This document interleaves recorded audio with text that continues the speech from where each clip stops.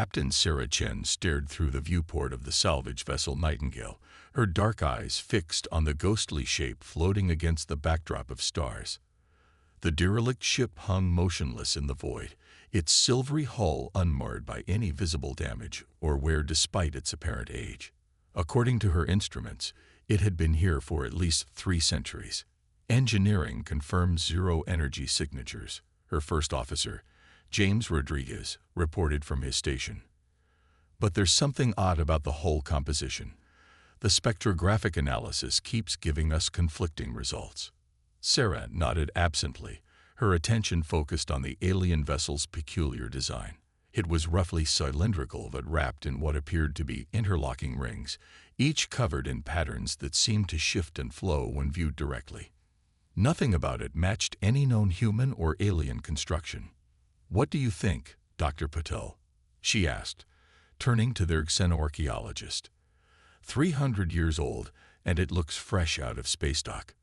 Dr. Lakshmi Patil adjusted her glasses, her fingers dancing across her tablet as she reviewed the sensor data.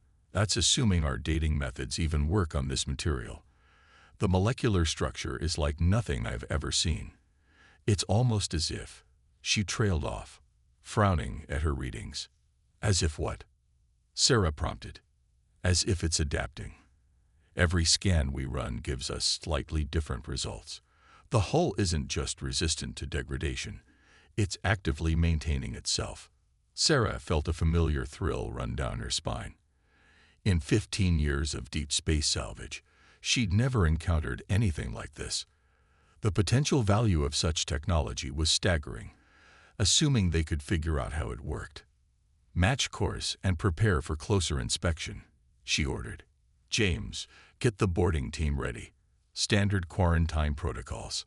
As her crew moved to comply, Sarah couldn't shake the feeling that they were being watched.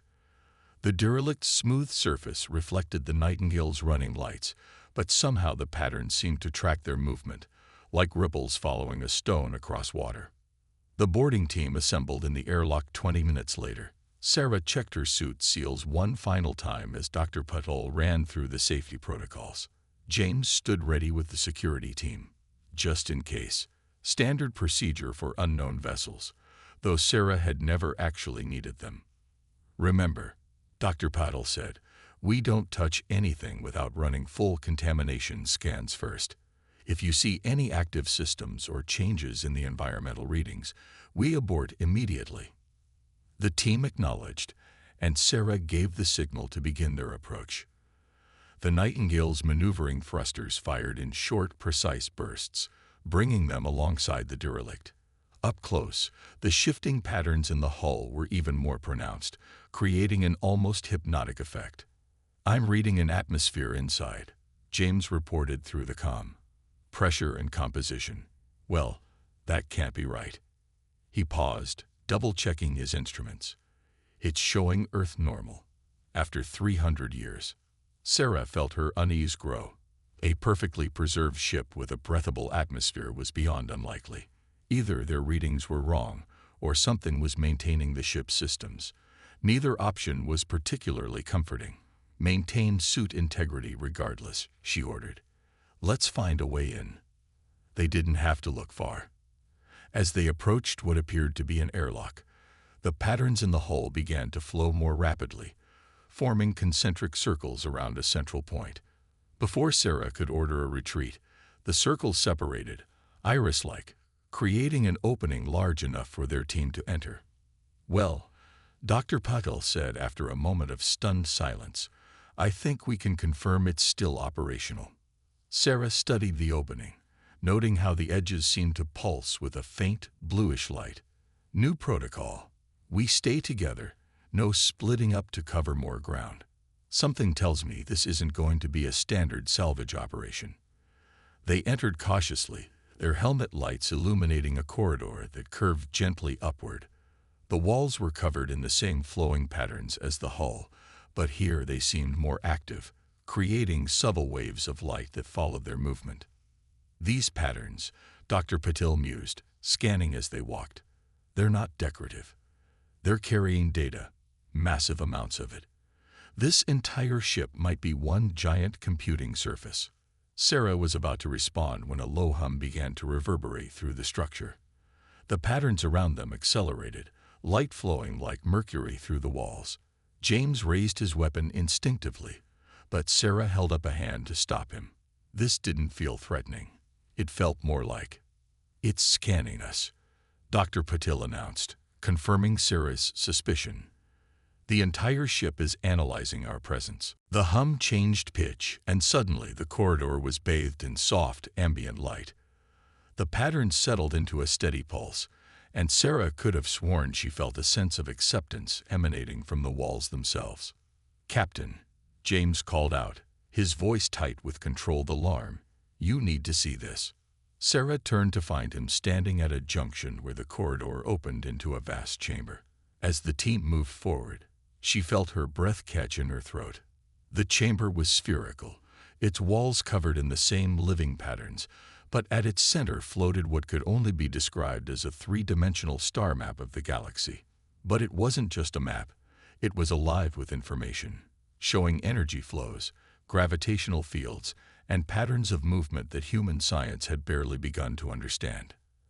And throughout the display, certain points pulsed with a distinct rhythm, like beacons waiting to be discovered. "My God," Dr. Patil whispered, her scientific detachment momentarily forgotten. "This isn't just a ship, it's a library, a guide to something scattered across the galaxy." As if in response to her words, the map zoomed in on their location, highlighting a series of similar vessels placed along what appeared to be carefully calculated trajectories. Their ship was just one point in a vast network, waiting dormant in the void. But waiting for what? Sarah wondered aloud. Why here? Why now? The answer came in the form of new patterns emerging on the walls, flowing together to form distinct symbols. Dr. Patel's tablet chirped as its translation matrix engaged, attempting to decipher the alien script. "It's a message," she said, her voice filled with growing excitement. "Captain, I think it's been waiting for us. For humanity." Sarah felt the weight of centuries of silence pressing in around them. Whatever this vessel was, whoever had left it here, they had created something that had endured unimaginable spans of time to fulfill its purpose. And now, for better or worse, that purpose involved them. "Send a message to the Nightingale," she ordered, her voice steady despite the gravity of the moment. "Tell them to prepare for extended operations. Something tells me we're going to be here for a while." The patterns on the walls pulsed in what Sarah could have sworn was approval, and she knew with absolute certainty that their discovery of this vessel was no accident. Humanity had just been handed a key to the stars. They just had to figure out how to use it. Sarah watched as Dr. Patel's fingers flew across her tablet, attempting to decode the stream of alien symbols flowing across the chamber walls. They had been aboard the vessel for 6 hours, and with each passing moment, the ship seemed to reveal new layers of complexity that defied explanation. "The language structure is evolving," Dr. Patel said, not looking up from her work. "It's not just translating. It's learning how we communicate and adapting its output accordingly. The computational power required for this level of linguistic analysis is staggering." James shifted uncomfortably beside them, his hand never far from his weapon. Anyone else wondering why an advanced alien species would leave something this valuable just floating out here in the middle of nowhere? Before Sarah could respond, a new pattern emerged on the walls. The flowing symbols coalesced into a three-dimensional projection that filled the center of the chamber. It showed a species they had never seen before, tall, ethereal beings with crystalline structures embedded in their bodies. The images moved like a documentary, showing their civilization's rise, their mastery of technology that bordered on magical. The predecessors, Dr. Patel translated as text, appeared alongside the images. "They call themselves the predecessors." The projection shifted, showing massive ships, similar to the one they now stood in, being launched into the galaxy. But there was something else, a shadow falling across the scenes of triumph. The crystalline being's expressions showed growing concern, then fear, They were running from something. Sarah realized, watching as the images depicted the predecessors' worlds going dark one by one. This ship, the others like it, they're not just libraries. They're lifeboats. The projection flickered, and suddenly alarms blared throughout the vessel. The patterns on the walls began pulsing rapidly in angry reds and yellows. Multiple ships just dropped out of FTL, James reported, checking the feed from the Nightingale. Configuration unknown. Definitely not human. Sarah's mind raced. They had been so focused on understanding the vessel that they hadn't considered who else might be looking for it. Everyone back to the Nightingale. Now, they turned to leave, but the corridor they had entered through sealed itself, patterns flowing like liquid metal to create a solid wall. "Captain," Dr. Patel called out, her voice tight with urgency. "The ship, it's trying to tell us something else."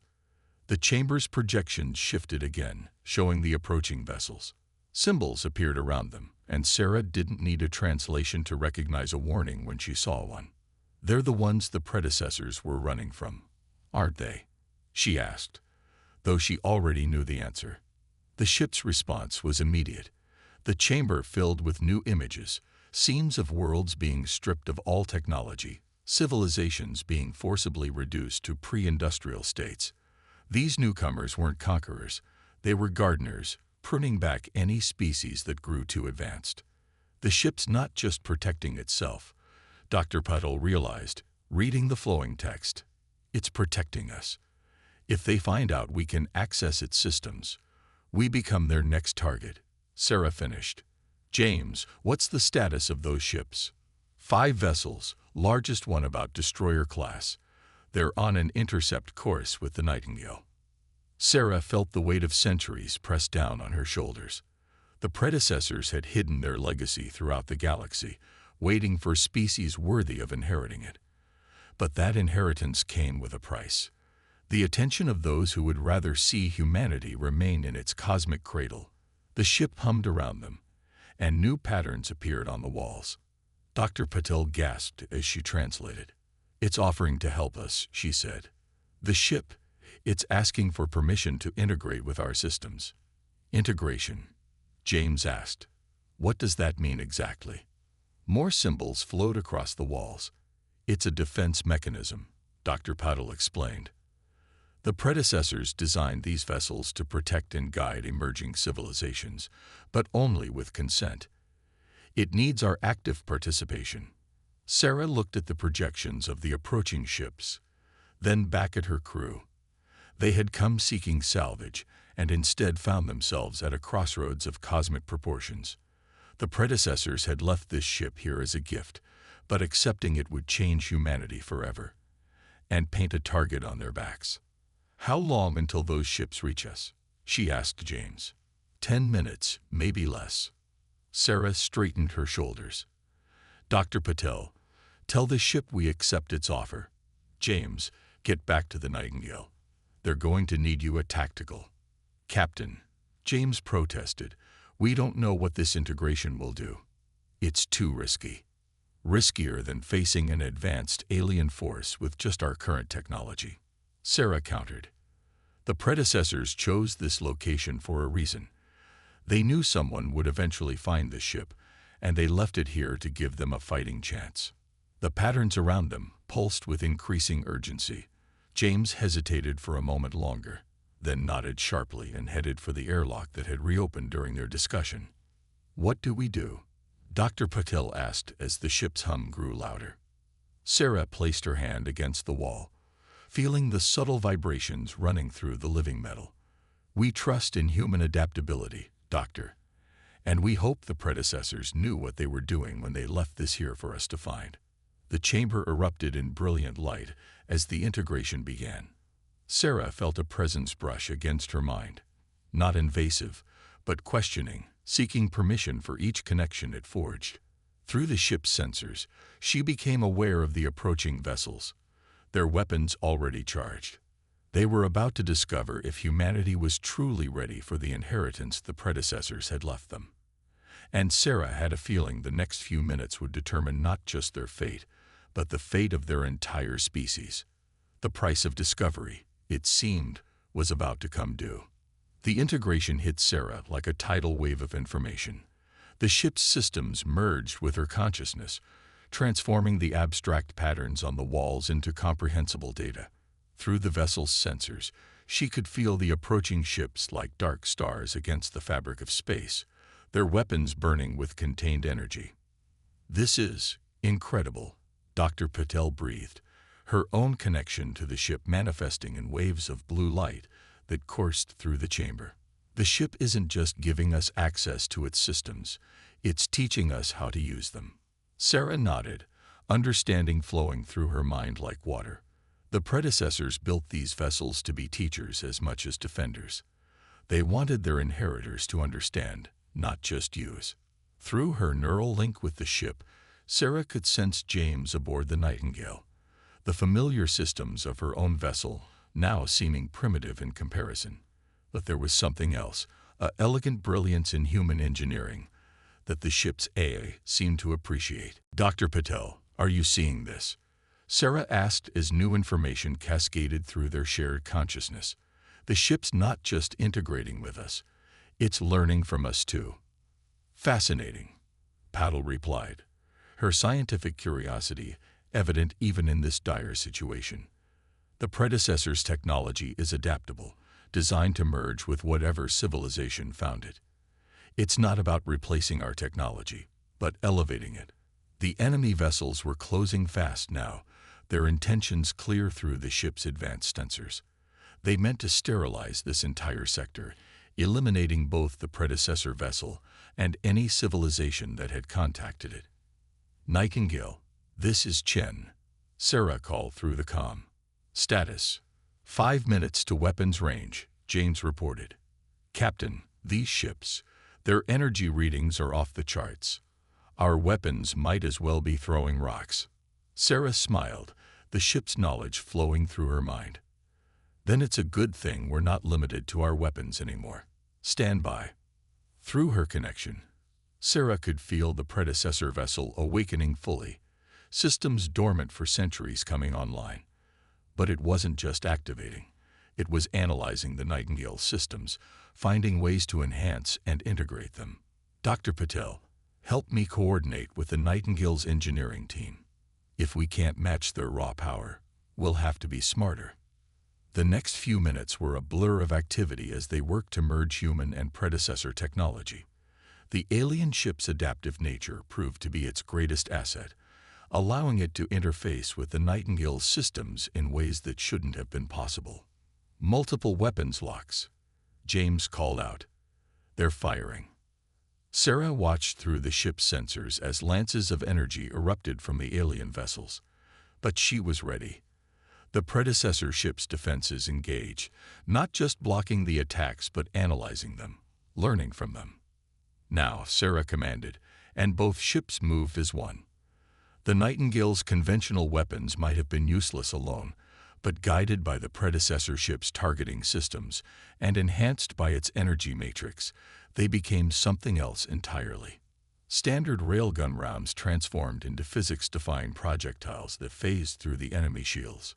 Point defense lasers, synchronized with the alien vessel's sensor suite, found vulnerabilities that shouldn't have existed. "It's working," Dr. Paddle exclaimed, monitoring the battle through their shared interface. The combination of technologies. They'd never seen anything like it. They don't know how to counter it. Sarah pushed their advantage, coordinating both ships in a dance of impossible maneuvers. The enemy vessels, for all their advanced technology, had grown complacent. They expected primitive defenses, not this hybrid of human ingenuity and predecessor sophistication. One of the enemy ships erupted in a cascade of energy as a precisely targeted shot found its power core. Another, attempting to adapt to their tactics, fell victim to a strategy that could only have come from a human mind enhanced by alien technology. "They're retreating," James reported, disbelief evident in his voice. 3 ships jumping to FTL. The last 2 are. They're powering down their weapons. The predecessor ship hummed with satisfaction, and Sarah understood why. This had been a test, not just of humanity's ability to use advanced technology, but of their ability to innovate with it, to make it truly their own. "We're receiving a transmission from the remaining ships," Dr. Patil announced. "The ship is translating. They're standing down. They recognize our right to the predecessor legacy." Sarah felt a weight lift from her shoulders, even as she knew this was just the beginning. "Tell them we accept their surrender, but make it clear, Earth and any human colonies are off-limits." Through the neural link, she could feel the ship's approval. The predecessors hadn't just left behind technology. They had left behind a philosophy. Power wasn't meant to dominate, but to protect and elevate. "Dr. Patel," Sarah said, her mind already racing with possibilities, "let's see what else this ship has to teach us." The patterns on the walls shifted, revealing new depths of knowledge waiting to be explored. But more importantly, they showed other ships, other catches of predecessor technology scattered throughout the galaxy, a network of advancement waiting for humanity to grow into it. They had passed the first test, but Sarah knew there would be others. The galaxy was vast, and not everyone would welcome humanity's rise. But with the predecessors' legacy to guide them and human ingenuity to drive them forward, they were ready to face whatever challenges awaited. The price of discovery had been paid. Now it was time to claim their inheritance. 3 days after their victory, Sarah stood in the predecessor ship's central chamber, watching as Dr. Patel coordinated with Earth's leading scientists through quantum-enhanced communications. The patterns on the walls had evolved, becoming a living database of knowledge that responded to their questions and theories. "The engineering teams are still trying to wrap their heads around the basic principles," Dr. Patel reported, swiping through streams of data. "Every answer leads to 10 new questions, but they're learning fast, faster than should be possible."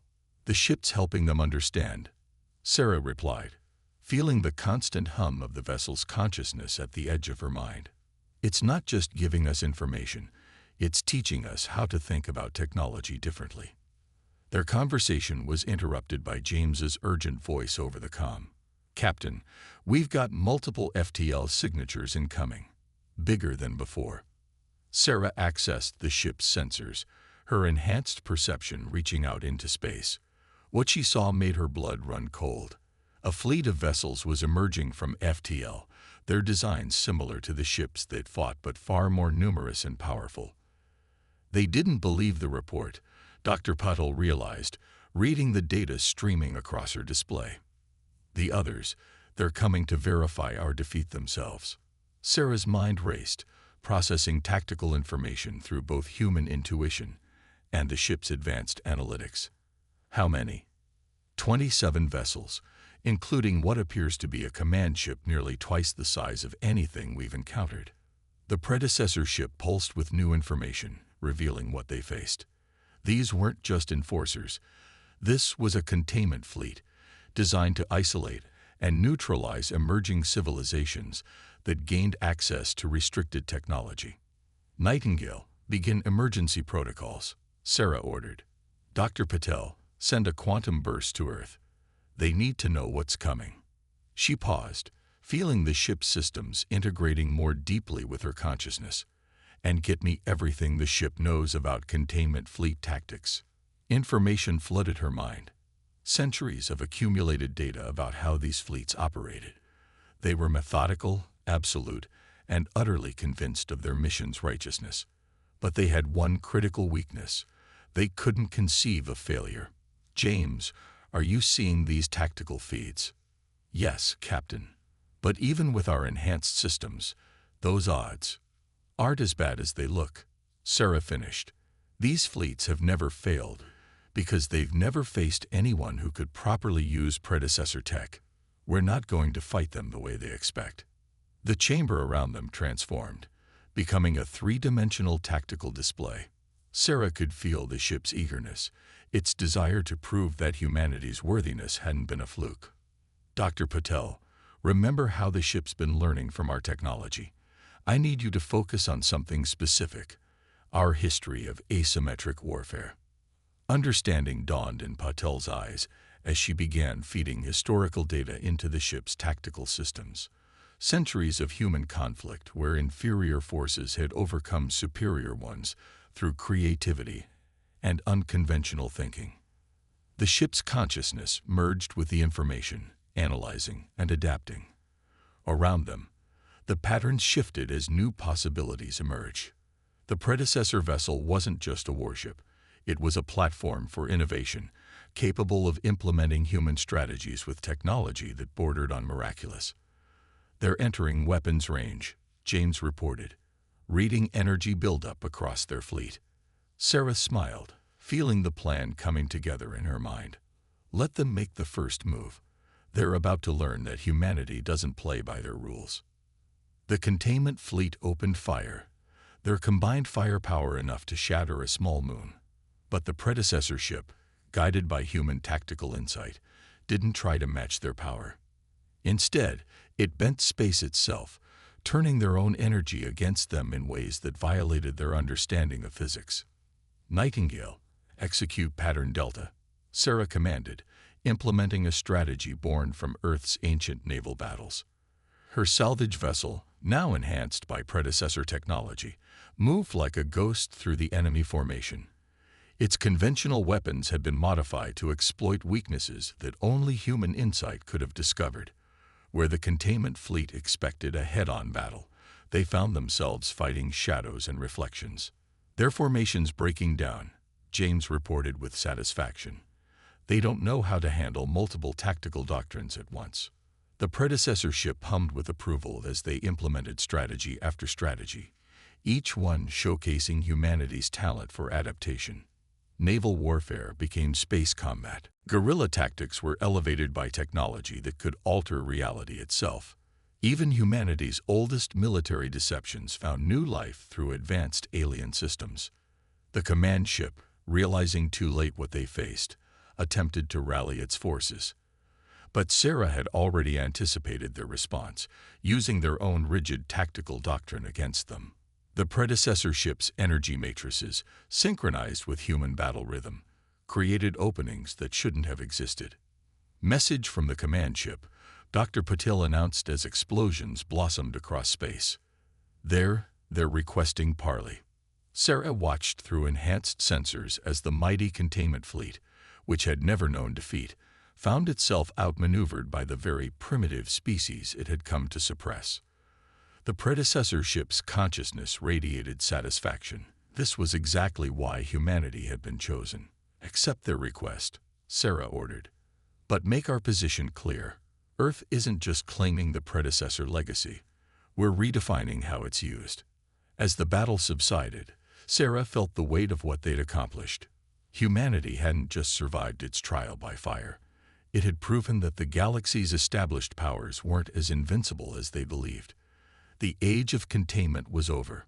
The predecessor ship's pattern swirled with new information, showing more vessels awakening across the galaxy. Each one waited for humanity to claim it, to merge their innovative spirit with technology that could reshape reality itself. The real challenge was just beginning. The quantum conference room aboard the predecessor ship hummed with tension as Sarah faced the holographic representatives of both Earth's unified government and the containment fleet's leadership. Dr. Patil stood beside her, quietly translating the more nuanced aspects of alien diplomatic protocol, while James monitored security from the Nightingale. "You must understand our position," the containment fleet's supreme director said, its translucent form floating above the conference table. "For millennia, we have maintained order by preventing premature access to advanced technology. The chaos that would ensue has already been prevented," Sarah interrupted, her connection to the ship allowing her to project calm authority. "In the week since our engagement, humanity has demonstrated not just the ability to use predecessor technology, but to innovate with it. We're not following their path. We're forging our own." The ship's consciousness supported her words, displaying data from across human space. Already, the integration of predecessor tech with human engineering had produced breakthroughs that neither civilization could have achieved alone. Medical nanites guided by human intuition, space-time manipulation enhanced by human mathematical insights, power systems that merged efficiency with sustainability. This is precisely our concern, another alien representative countered. Your species moves too quickly, adapts too readily. The potential for destabilization is exactly why the predecessors chose us, Dr. Patel interjected, her academic passion breaking through diplomatic restraint. We've analyzed their records extensively. They didn't want passive caretakers for their legacy. They wanted innovators who could take their work further. Sarah felt the ship's approval ripple through its systems. Through their shared connection, she accessed records that the predecessors had left specifically for this moment. With a gesture, she projected them into the conference space. The predecessors didn't fail, she explained as images of their civilization appeared. They didn't die out or fall to some catastrophe. They evolved beyond the physical realm entirely. But before they did, they created these ships, these teachers, to find species worthy of carrying forward the torch of innovation. The Supreme Director's form flickered with what Sarah had learned to recognize as uncertainty. And you believe humanity is worthy of this responsibility? We've already proven it, Sarah replied, not through power or technical advancement, but through our ability to see possibilities where others see only established rules. Humanity doesn't just use technology. We reimagine it. Through the ship's sensors, Sarah could feel the changes already spreading through human space. The predecessor vessels they discovered weren't just providing technology. They were offering perspective, showing humanity new ways to approach old problems. And in return, human creativity was breathing new life into ancient systems. Perhaps, the Supreme Director conceded, we have been inflexible in our approach. But surely you understand the need for some form of control, some regulation. Sarah smiled, feeling the ship's anticipation. That's why we're proposing a new framework. Not containment, but collaboration. Humanity won't hoard the predecessor legacy. We'll help distribute it responsibly, working with other emerging civilizations to ensure stable development. The human representatives stirred at this. It was a bold proposal, positioning Earth as a mediator between the old guard and emerging species. But Sarah knew it was the right path forward. The predecessors didn't hide their technology to keep it away from others, she continued. They hid it to protect it until someone could see it with new eyes, to find a species that could break out of established patterns and find new solutions. The chamber filled with new projections, showing the network of dormant predecessor ships scattered throughout the galaxy.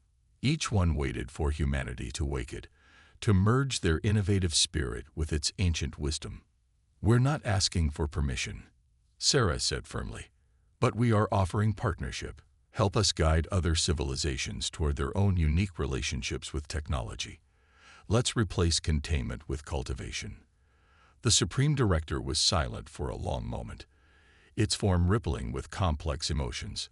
Finally, it spoke. In all our history of enforcement, no species has ever proposed such a radical restructuring of galactic order. And yet, perhaps that is exactly why it might work. The negotiations continued for hours, hammering out the details of humanity's new role in the galaxy. Through it all, Sarah felt the ship's consciousness humming with satisfaction. This was what the predecessors had intended, not just the inheritance of their technology, but the evolution of how it would be used. Later, standing in the ship's central chamber with Dr. Patel and James, Sarah watched Earth rotate slowly in the tactical display. Already, she could see the changes beginning. Construction projects in orbit, research stations adapting alien tech, ships being retrofitted with hybrid systems. Hard to believe it all started with a routine salvage operation, James mused, checking updates from the Nightingale's enhanced systems.